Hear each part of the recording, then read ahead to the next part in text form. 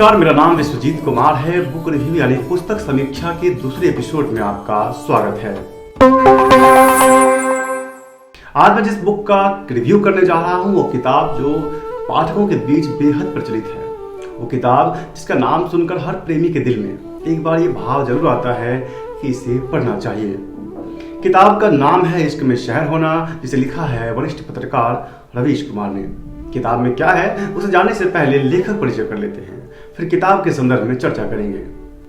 रवीश जी को किसी परिचय की आवश्यकता तो नहीं है, फिर भी हम उन्हें रवीश कुमार एनडीटीवी के नाम से जानते हैं। रवीश कुमार अपने तमाम प्रोग्राम रवीश की रिपोर्ट, हम लोग, देश की बात और प्राइम टाइम से काफी चर्चित हुए। इनका जन्म 5 दिसंबर 1974 को बिहार के पूर्वी चंपारण जिले के मोतिहारी में हुआ है। एनडीटीवी से इस्तीफे के बाद वो अब अपने यूट्यूब के चैनल के माध्यम से लोगों से रूबरू होते रहते हैं। साथ ही उन्होंने इश्क में शहर होना के अलावा और भी किताबें लिखी है, जैसे बोलना ही है, द फ्री वॉइस जैसी किताबें शामिल हैं।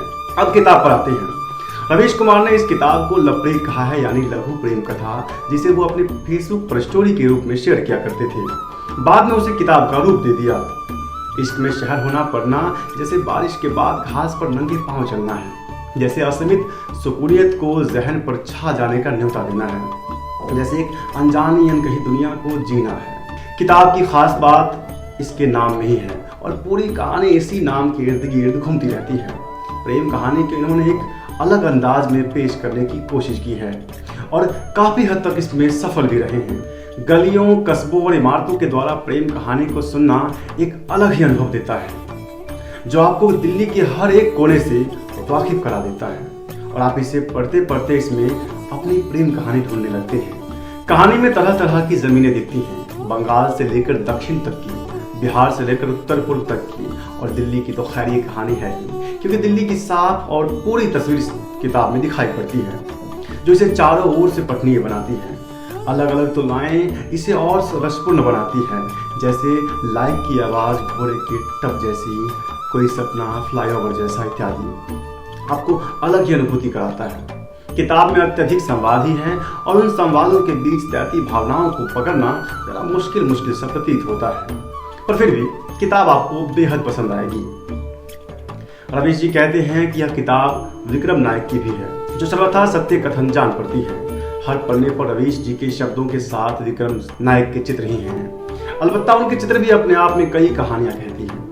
किताब पढ़ते वक्त शब्दों के साथ साथ चित्रों को भी पढ़ना पड़ता है।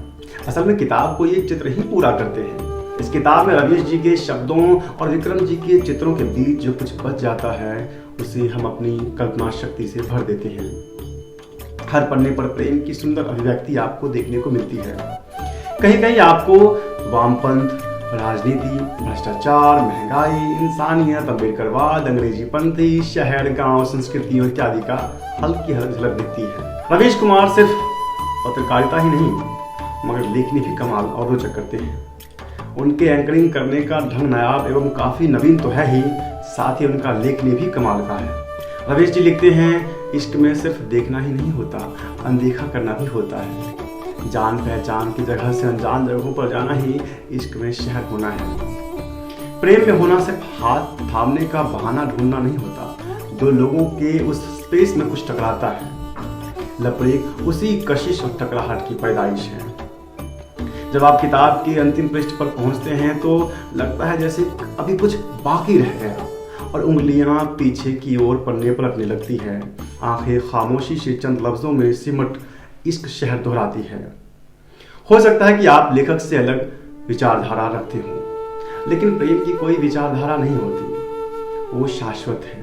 किसी के मानने या ना मानने से प्रेम पर कोई फर्क नहीं पड़ता। अगर आप हिंदी में कुछ अच्छा कुछ नया ढूंढ रहे हैं तो आप इसे पढ़ सकते हैं। किताब आपको अमेज़न और फ्लिपकार्ट जैसी जगहों पर बड़े ही आसानी से मिल जाएगी। इसका प्रकाशन किया है राजकमल प्रकाशन ने और इसकी कीमत 125 रुपये के आसपास है। ये रिव्यू आपको कैसा लगा हमें जरूर बताएं। आपसे मुलाकात होगी फिर एक नए रिव्यू के साथ। धन्यवाद।